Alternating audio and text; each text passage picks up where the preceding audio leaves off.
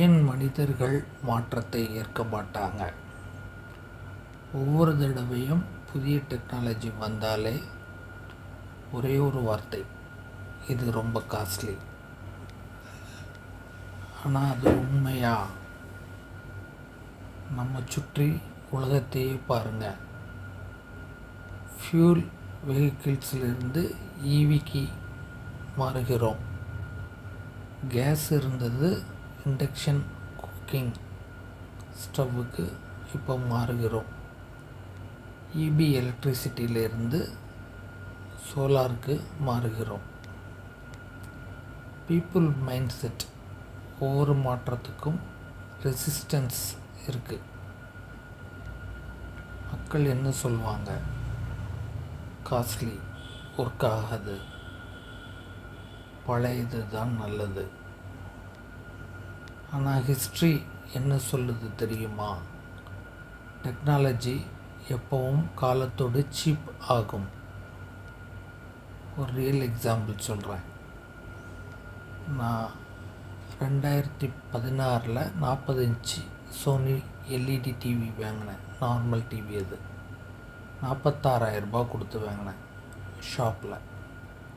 இப்போது அதே ஷாப்பில் 43 இன்ச்சு 4K சோனி டிவி, அதில் எல்லா ஆப்ஸும் இருக்குது, 38,000 கிடைக்குது. குவாலிட்டி ஃபீச்சர்ஸ் கூடி இருக்குது, ஆனால் விலை குறைஞ்சிருக்குது. மொபைல் எக்ஸாம்பிளும் அதே தான். நமக்கு முதல்ல வந்த மொபைலோட காஸ்ட் ஜாஸ்தி, அதில் ஆப்ஷன்ஸ் எதுவுமே கிடையாது. அதுக்கப்புறம் வந்தது 5,000, 6,000, 7,000 எம்ஏஹெச் பேட்டரி உள்ள மொபைல்ஸ்லாம் வந்தது. ஆனால் ஆண்ட்ராய்டு அப்டேட்ஸ் 3 இயர்ஸ் அந்த மாதிரி தான் இருக்கும். இப்போ புதுசாக வர மொபைல் பார்த்திங்கன்னா 10,000 எம்ஏஹெச் பேட்ரி இருக்குது. ஆண்ட்ராய்டு அப்டேட் 6 இயர்ஸுக்கெலாம் கொடுக்குறாங்க. மொபைல் ப்ரைஸும் குறைஞ்சிருக்குது. இப்போ ஈவியை பாருங்கள். சில வருடங்களுக்கு முன்னாடி ஈவி ப்ரைஸ் அதிகம். உதாரணத்துக்கு டாடா பஞ்ச் அப்படிங்கிறது கொஞ்சம் வருஷத்துக்கு முன்னாடி ஈவியாக வந்தப்போ 15 லட்சம் ரூபா பேட்ரி வாரண்டி 8 வருஷம்தான் கொடுத்துருந்தாங்க. இப்போ அதே டாட்டாவில் அதே வெஹிக்கிள் வித் கூடுதல் ஃபீச்சர்ஸோடி தண்ணியிலேயே அது போனால் கூட, கிட்டத்தட்ட பாதிக்கார் தண்ணியில் போனால் கூட ஒன்றும் ஆகாதுங்கிற அளவுக்குலாம் அதில் ஃபீச்சர்ஸ் கொண்டு வந்திருக்காங்க. 10 லட்சம் ரூபாய்க்கு பேஸ் வேரியண்ட்டு, 15 வருஷத்துக்கு பேட்ரி வாரண்டி கொடுக்குறாங்க.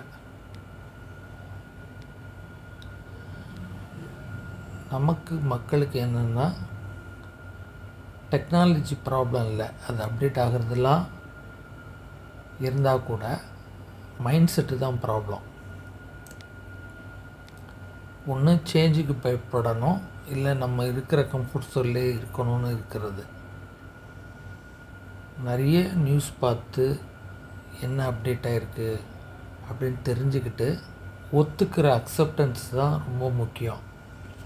இல்லை இது நான் சொல்கிறது தான் சரி, இதுதான் கரெக்டு, நான் இதிலேருந்து மாற மாட்டேன், இது தப்பு, சார்ஜிங் ஃபெசிலிட்டி கிடையாது அப்படின்னு ஒவ்வொருத்தர் ஒவ்வொரு விஷயங்களை ஒரு மாதிரி சொல்கிறாங்க. இப்போ நான் 3 வருஷத்துக்கு முன்னாடியே என்னுடைய நார்மல் ஃபியூல் 2 வீலர் பேட்ரிலாம் அடிக்கடி ட்ரெயின் ஆகிடுச்சு, ஸ்டார்டிங் ப்ராப்ளம் வந்ததுன்ட்டு இவி ஸ்கூட்டருக்கு மாறிட்டேன். நான் இவி ஸ்கூட்டருக்கு மாறி 3 வருஷத்துக்கு மேலே ஆகுது. இவி ஸ்கூட்ரு நான் ரொம்ப அதிகமாக ஓட்டலைன்னா கூட அதுக்கு நான் போட்டிருந்தா, நார்மல் ஸ்கூட்ரு வச்சுருந்து நான் போட்டிருந்தா எவ்வளோ ஃபியூல் போட்டிருப்பேன்னு ஒரு ரஃபாக கேல்குலேட் பண்ணால் என்னோடய இவி ஸ்கூட்ரு காஸ்ட்டு எவ்வளவோ அதை விட 2 மடங்கு நான் ஃபியூல் போட்டிருப்பேன்னு வருது. அப்போ எனக்கு நான் வாங்கின இவி ஸ்கூட்டரும் ஃப்ரீயாக கிடச்ச மாதிரி இருக்குது. அந்த ஃபியூல் காஸ்ட்டும் என்னுடைய சேவிங்ஸில் வந்திருக்கு. இதை யாருமே புரிஞ்சுக்கிறதில்ல. இது மாதிரி நீங்கள் ஒவ்வொன்றையும் யோசிக்கணும். நீங்கள் ஒரு விஷயம் பண்ணிகிட்ருக்கீங்க, ஏற்கனவே ஒரு கம்ஃபர்ட் ஜோனில் ஒன்று யூஸ் பண்ணிகிட்ருக்கீங்க, புதுசாக ஒன்று யூஸ் பண்ண போகிறீங்க அப்படின்னா அந்த புதுசாக ஒன்று யூஸ் பண்ண போகிறதுனால லாங் டேர்மில் உங்களுடைய பெனிஃபிட் என்ன? ஏற்கனவே யூஸ் பண்ணுற கம்ஃபர்ட் ஜோனில் இருக்கிறதுனால உங்களுக்கு என்ன எக்ஸ்பென்சஸ் போயிட்டுருக்கு, அந்த டெய்லி எக்ஸ்பென்சஸ் வீக்லி எக்ஸ்பென்சஸ் கம்மியாக கூட இருக்கலாம். அது ஒரு வருஷத்துக்கு எவ்வளோ செலவாகுது, 5 வருஷத்துக்கு எவ்வளோ செலவாகிருக்கு அதனால் அப்படின்னு கேல்குலேட் பண்ணிங்கன்னா உங்களுக்கு தோணும். ஏன்னா 1 வருஷம் 2 வருஷம் 1 வருஷம் முன்னாடி நினைக்கிறேன் நான் சோலார் போடணும்னு நினச்சி அதை பற்றி எல்லாம் என்கொயரி பண்ணிவிட்டு பட் போடலை. அது லோக்கல் அவைலபிலிட்டி இல்லை, பிஸியாக இருந்தாங்க, மெயின்டெனன்ஸுக்கு கிடைக்க மாட்டாங்கன்னு நினச்சி. இப்போ சோலாரை நம்ம நினச்சா கூட பண்ண முடியாத அளவுக்கு சோலார் பேனல்ஸ் ப்ரைஸும் ரொம்ப ஜாஸ்தியாகிட்டு அவைலபிலிட்டி ரொம்ப குறைஞ்சி போச்சு. முன்னை விட அதிகமாக சோலார் போடுறதுக்கு உண்டான அந்த ப்ராசஸ் வந்து காம்ப்ளிகேட்டடாக இருக்குது. அப்போவே போட்டிருந்தா எனக்கு வந்து இப்போ ஈபியும் ஃப்ரீ ஆஃப் காஸ்ட்டில் கிடச்சிருக்கும். அப்போ கொஞ்சம் யோசித்து பார்த்துக்கலாம். இன்னும் லோக்கலில் நமக்கு சோலார் போடுறவங்க டீலர்ஸ்லாம் வந்துடுவாங்க, வந்தோடனே அவங்கள வச்சு நம்ம பண்ணலான்னு நான் நினச்சது நடக்கலை. அது கொஞ்சம் வேறு மாதிரி தான் போயிடுச்சு.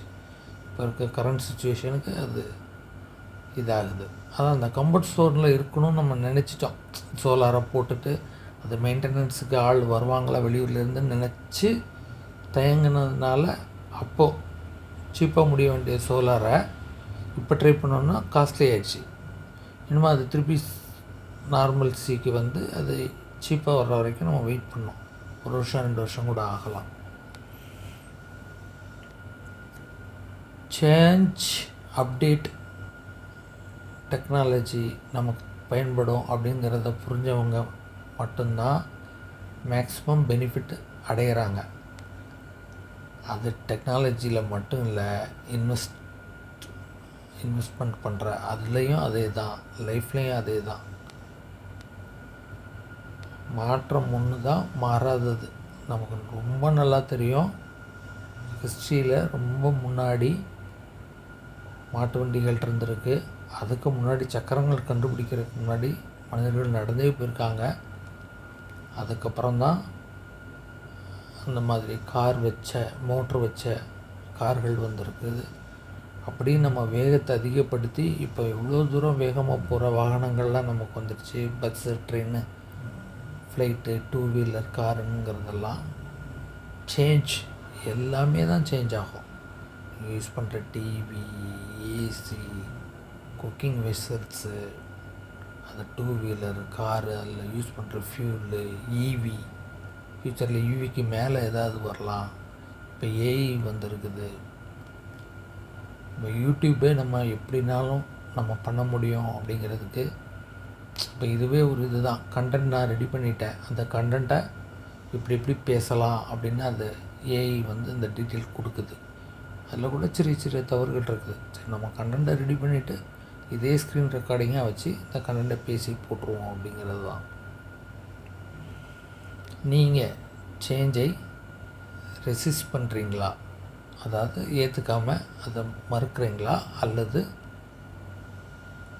அதை சேஞ்சை அண்டர்ஸ்டாண்ட் பண்ணிக்கிறீங்களா அப்படிங்கிறது தான் இந்த வீடியோவில் சொல்ல வர்ற கருத்து. ஸோ சேஞ்ச் அக்செப்ட் பண்ணுங்கள். நான் இப்போ ரீசெண்ட் இன்டர்வியூஸ்லாம் பார்த்தேன். ஒரு சில இன்டர்வியூஸ்லாம் ரொம்ப நல்லா இருந்தது. அதில் எல்லோரும் சொன்ன ஒரே விஷயம் என்னென்னா, நம்ம ஒரு கப் எம்டியாக இருந்தால் தான் அதில் எதையாவது ஃபில் பண்ண முடியும்.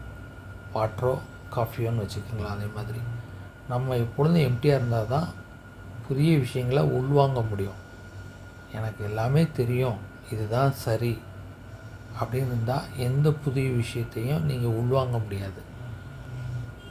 நீங்கள் நினைக்கிற மாதிரி இதுதான் சரி அப்படிங்கிறதுல மட்டும்தான் நம்ம மனசு இருக்கும். அது வந்து வளர்ச்சிக்கு உதவாது. எனக்கு இவ்வளோ வயசாகி இருந்தால் கூட நான் இன்னுமே புதிய புதிய விஷயங்கள் முன்னாடி நிறைய படிப்பேன். இப்போ படிக்கிறது குறைஞ்சிருக்கு. ஆனால் விஷுவலாக நிறைய படிக்கிறேன். இதில் என்னென்ன தகவல் யார் சொல்கிறாங்கங்கிறத பார்க்குறேன், எல்லாம் பண்ணுறேன். இப்போ இன்றைக்கி கூட வெளியில் போய்ட்டு வரும்போது சாதாரண மக்களிடையே வந்து ஃபியூல் பற்றியோ கேஸ் பற்றியோ எந்த அவேர்னஸும் இல்லை. அது சிட்டி பக்கம்தான் அந்த பிரச்சனைலாம் இருக்குது அப்படிங்கிற மாதிரி அவங்க நினைக்கிறாங்க. ஆனால் அது அப்படி கிடையாது. இப்போ நடந்துகிட்டு இருக்க சுச்சுவேஷனில் அது பெரிய இஷ்யூவாக தான் வரும். இப்போ கவர்மெண்ட் பல இடங்கள்லையும் அதுக்கு முயற்சி பண்ணிகிட்ருக்காங்க. எங்கேருந்து கேஸ் வாங்கலாம், எங்கேருந்து ஃபியூல் வாங்கலாம் அப்படின்னு. இதுக்கு இடையில் ஹீலியம் சொல்கிறாங்க. அது வந்து லிக்விடு ஹீலியமாக இருக்கும். அது பல்வேறு இடங்களில் பயன்படும், பல்வேறு நாட்டுக்கு தேவைப்படுமா. அதுவுமே தட்டுப்பாடு வருது அப்படிங்கிறாங்க. ஃபெர்டிலைசர் தட்டுப்பாடு வருதுங்கிறாங்க. அலுமினியம் தட்டுப்பாடு வருதுங்கிறாங்க. அலுமினியம் தட்டுப்பாடு வரும்போது அது சார்ந்த எத்தனை ஃபேக்ட்ரிஸ் பாதிக்கப்படுங்காங்க. ஸோ ஃப்ரீ டைம் இருக்கும்போதெல்லாம் இந்த மாதிரி ஏதாவது விஷயங்களை ரீட் பண்ணுறதோ பார்க்குறதோ பாருங்கள். நாலேஜ் இம்ப்ரூவ் பண்ணுங்கள். அப்டேட் பண்ண வேண்டிய விஷயங்களை அப்டேட் பண்ணுங்கள். அப்கிரேட் பண்ண வேண்டிய விஷயங்களை அப்கிரேட் பண்ணிக்கிடுங்க. இது கூடவே அந்த கோல்டு இன்வெஸ்ட்மெண்ட் பற்றியும் ஒரு சின்ன இது சொல்லிடுறேன். ஸ்டாக் மார்க்கெட் பற்றி இப்போ நான் எனக்கு தெரிஞ்சவங்கள்ட்ட ஓரளவுக்கு சொல்லிகிட்ருக்கேன். அதில் நீங்கள் ஏதாவது ஒரு ஸ்டாக் இதில் இப்போ சாரதா கைட் அப்படின்னு இருக்குது அப்படின்னா அது யூடியூப்பில் எல்லாமே தெரியும் எப்படி அக்கௌண்ட் ஓப்பன் பண்ணணும். அக்கௌண்ட் ஓப்பன் பண்ணிங்கன்னா டாட்டா கோல்டு அப்படின்னு இருக்கும். 15 ரூபா 14 ரூபா ப்ரைஸில் தான் அது இருக்குது. அது மில்லிகிராம்ஸ் கணக்கு. நீங்கள் டெய்லி 1 கூட வாங்கலாம், 5 கூட வாங்கலாம், 10 கூட வாங்கலாம். காசு இருக்கும்போது வாரத்துக்கு ஒருக்கோ டெய்லியோ 15 நாளைக்கு ஒருக்கவோ அப்பப்போ வாங்கி அதெல்லாம் அக்குமுலேட் பண்ணிட்டே வாங்க. கோல்டு எனக்கு தெரிஞ்சு என்னுடைய யங் ஏஜில் கிராம் 300 500 இருந்தது. இப்போ 14,000 15,000 இருக்குது. இன்னும் 5 வருஷம் கழிச்சு அது 30,000 இருக்கும் அப்படின்னு எல்லா எக்ஸ்பர்ட்ஸும் சொல்லிட்டாங்க. அதுதான் நடக்க போகுது. ஏன்னா நான் சிவில் இன்ஜினியராக இருந்திருக்கேன். என்னுடைய இன்ஜினியரிங் பீரியடில் 95ல் 300 இருந்த மணல் அப்புறம் 2015 12,000 வந்தது. 2018 54,000 போச்சு. இப்போ மணலே கிடையாது. எம்சாண்ட் தான் யூஸ் பண்ணுறாங்க. புரிஞ்சுக்குங்க, எல்லாமே மாறத்தான் செய்யும், மாறக்கூடியது தான். நம்ம தான் ப்ரிப்பேர் ஆகிக்கணும். ஸோ கோல்டு அப்படிங்கிறது சின்ன இன்வெஸ்ட்மெண்ட்டாக செய்யக்கூடிய ஒரே ஆப்ஷன் இப்போது இந்த டாட்டா கோல்டுங்கிற மாதிரியான இதில் போய் வாங்குறது தான். கோல்டு பீஸ்னு ஒன்று இருக்குது. அது அதே மாதிரி 10 டைம்ஸ் இருக்கும். இப்போ இது வந்து 15 ரூபா இருந்ததுன்னா அது 130 ரூபா 140 ரூபா அந்த மாதிரி இருக்கும். அது வாங்குறவங்களும் வாங்கலாம், ரெண்டும் ஒன்று தான். ஏன்னா ஒரு கடையில் போய்ட்டு நீங்கள் வந்து ஒரு கிராம் வாங்கணுன்னா கூட உங்களுக்கு வந்து 15,000 ப்ளஸ் செய்கூலி சேதாரம் தேவைப்படும். அது அவ்வளோ ஈஸியாக ஒரு கிராம் காயின் கூட நம்மளால் வாங்க முடியாது. இது கொஞ்சம் கொஞ்சமாக நம்ம அக்குமுலேட் பண்ணி உண்டியலில் காசு சேர்க்குற மாதிரி சேர்த்துட்டு அது சேர்ந்ததுக்கப்புறம் மொத்தமாக கொண்டு போய் கடையில் கொடுத்து வாங்குற மாதிரி டாட்டா கோல்டில் கொஞ்சம் கொஞ்சமாக நீங்கள் பணத்தை போட்டு ஒரு 1000 யூனிட் ஆயிடுச்சு அப்படின்னா அது வந்து ஒரு கிராமுக்கு 1000. அப்புறம் நீங்கள் அதை வந்து நீங்கள் வாங்கும்போது ஜிபே வழியாக வாங்குவீங்க. அப்புறம் அதை விற்றுடலாம். இல்லை விற்றுட்டு உங்கள் அக்கௌண்ட்டுக்கு பணம் வந்துடும். அப்புறம் நீங்கள் அதை கொண்டு போய் நகைக்கடையில் கொடுத்து நீங்கள் காயின் வாங்குறோன்னு வாங்கிக்கலாம், ஜொல் வாங்குறோன்னு வாங்கிக்கலாம். அதை நீங்கள் எவ்வளோ அதை சேர்க்குறீங்களோ அதை பொறுத்தது தான் அது. ஸோ இன்வெஸ்டிங் அப்படிங்கிறதுல இந்த கோல்டுங்கிற ஒரு விஷயத்தை மட்டும் யாருனாலும் செய்யலாம். அது பெரிய நாலேஜெலாம் தேவையில்லை. அது பெரிய அளவில் உங்களை கைவிடாது, மோசம் செய்யாது, உங்கள் கண்ட்ரோலில் இருக்கும். இடம் வாங்குறது கூட ஒரு சிலர் வந்து தவணை முறையில் இடம் வாங்குறாங்க. இடம்லாம் கூட இடத்த நீங்கள் பாதுகாக்கணும், சர்வே நம்பர் பார்க்கணும், வேலி போடணும். ரெகுலராக உங்கள் இடம் உங்கள் கண் பார்வையில் இருந்தால் கூட அது சரியாக இருக்குதா அப்படிங்கிறதெல்லாம் பார்க்கணும். எல்லா விஷயங்கள்லையும் இந்த மாதிரி வெவ்வேறு இருக்குது. சிலர் வந்து வாடகைக்கு வீடு கட்டி விட்றாங்க, கடை கட்டி விட்றாங்கன்னா அதெல்லாம் கொஞ்சம் பெரிய அளவில் பணம் இருந்தால் தான் செய்ய முடியும். இது ஒன்று தான் ரொம்ப சின்னது.